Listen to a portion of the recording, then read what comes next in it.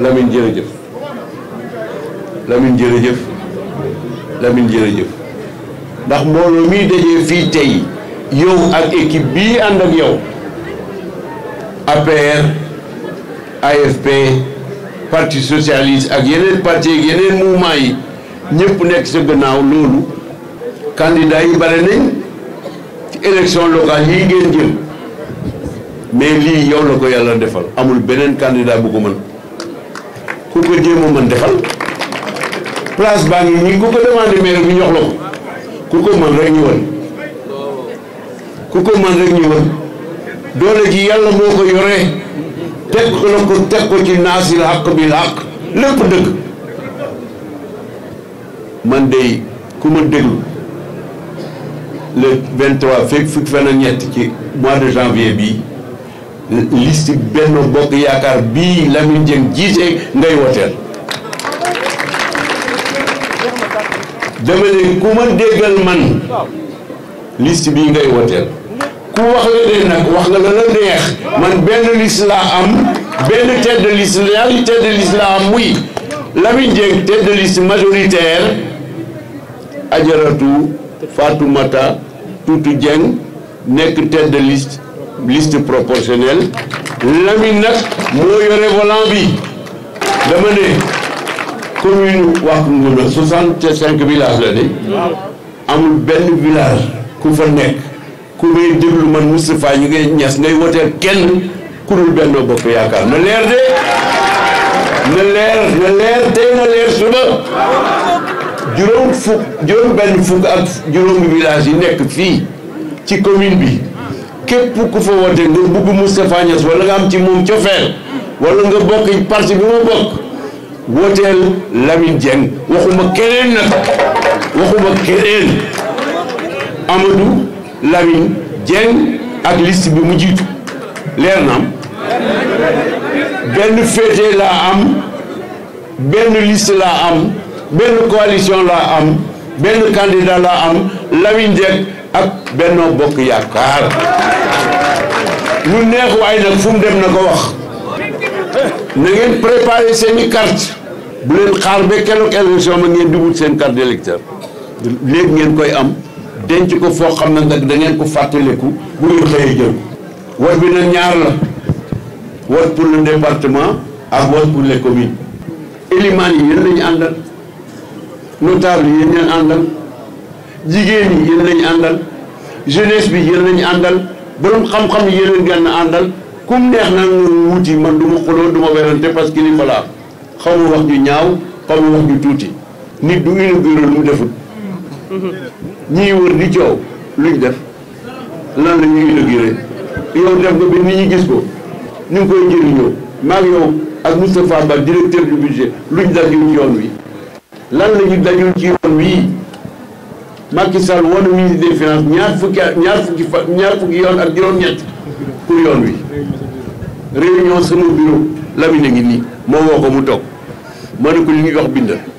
ma convoqué ministre des finances mu toog ma convoqué Baratal mi yore entreprise bi mu toog ma woo Moustapha Ba directeur du budget mu toog ma woo Ibrahima Ndiaye directeur général AGETIP mu toog Baratal ñëw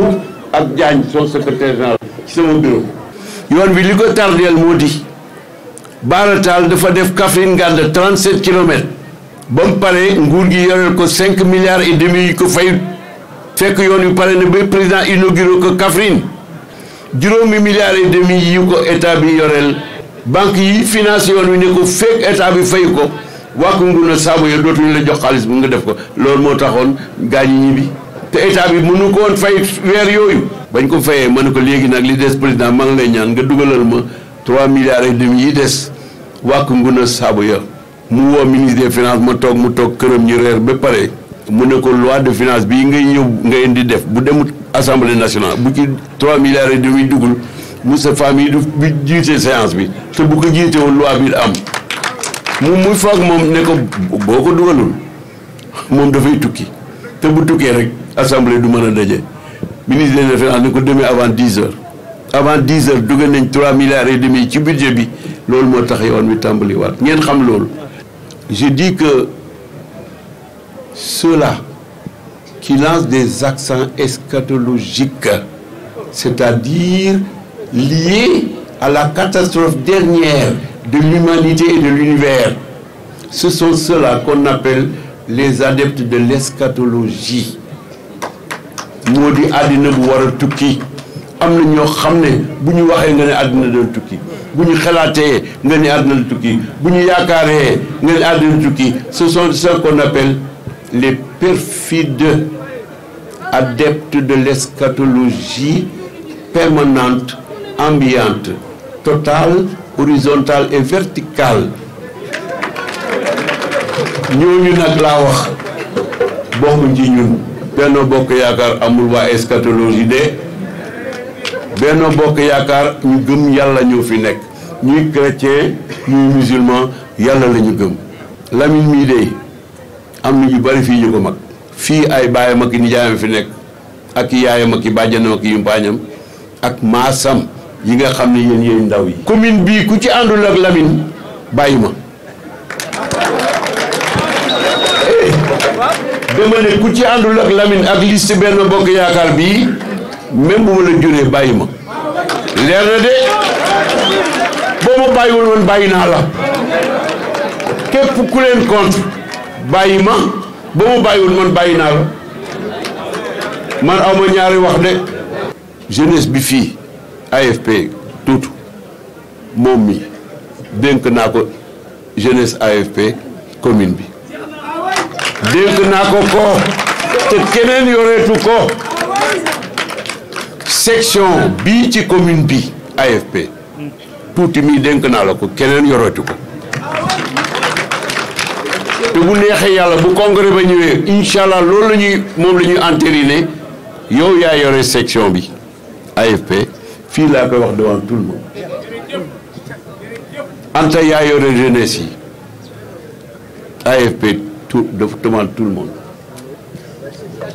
Touti, tu es responsable de la section de l'AFP à Wack Ngouna. Du keneen nag du keneen laa wax du keneen kum neex nag waxal na yow la waaye du keneen de Chérif Aïda bi lii yow yaay conseil spécial foofu lépp lu ñuy def dañ lay laaj Ibrahima Sy mii ci la bokk ak Oumar Diouf ñii ci conseiller yi loolu te mu leer ci affaire AFP de AFP man maa ko sos depuis 22 ans defagum naa ci 4 milliards et demi de francs CFA passé na ko sax waxuma ne maa ko moom de mais maa ci jiitu ci yéen ñii laa wóolu tuuti yow laa wóolu fii pour section AFP à partir tey yaa ko yore Anta jeunesse bi muy góor muy jigéen yaa ci jiitu keneen nekkul ci sa kanam te ku baaxul bu nekk sa ginnaaw Chérif yaay conseil spécial